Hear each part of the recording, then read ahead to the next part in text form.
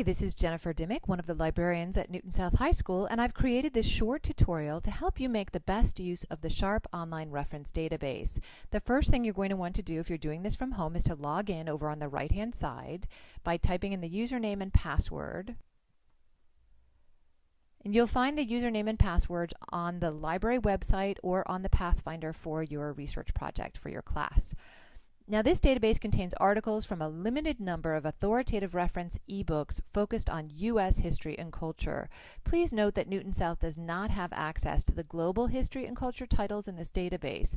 It's a good resource if you're looking for short articles, images, or primary sources from U.S. history. Now, this is a much smaller database than the Gale Virtual Reference Library, so rather than start with a search, it might be a good idea to take a quick look at the titles themselves in this database and see if they'll be relevant to your research. If you want to search within a particular title, let's say you're researching something during the Jazz Age, you can click on that title and it will take you to a search page devoted to that title.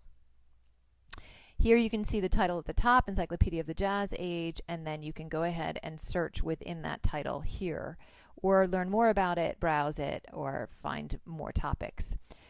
And another option is the quick search box at the top, which will search all of the books. So I'm going to actually start up there, and I'm going to type in my topic, which is prohibition, and you click go to execute the search. Now you can see first of all over here that I have over 100 results in my search, and that's an awful lot to have to scan through. You can see that there are articles, there are images, there are primary documents, so it's a nice smattering of diverse resources for you, but it's still quite a few.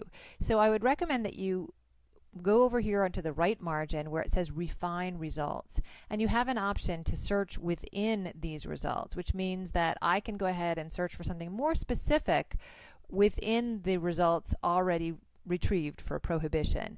And I see this first article has something about the Volstead Act, and that reminds me that that's something I want to focus on in my research. So I'm going to go ahead and type in Volstead and then click go, and it's going to search within those 100+ results, and it comes up with only 14. That's a much more manageable number of things to sift through to find what I'm looking for. And again, we have articles and primary documents.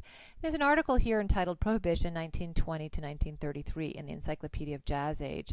That looks fairly comprehensive, so I think I'll start with that. And there's a little description here, and my search terms, prohibition and Volstead, have been highlighted. I'll go ahead and open the article, and you can see what their articles look like. They continue to highlight the search terms. They have embedded images which you can use in incorporating into your product. And then if you scroll down to the bottom of the page, they have see also references. So these might be helpful articles that are related to the same kinds of things in this article, so Bureau of Investigation, Al Capone, organized crime, etc. So I could click in any one of those and it will take me to those articles, and it also gives suggestions for further reading, but those are not hyperlinked. Now, if you determine you want to use this article, you can cite it. So if you click on Cite this article, it defaults to MLA, and you can just simply highlight the citation, copy it, and just paste it into your bibliography, and it's all formatted properly. There are options for printing and emailing your document up here in the top right.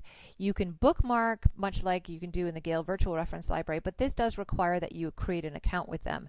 Since it's such a small database, I'm not sure it's always going to be worth the trouble of creating your own account. So I would recommend simply emailing the article to yourself or printing it out. And just always remember to grab the citation before you leave.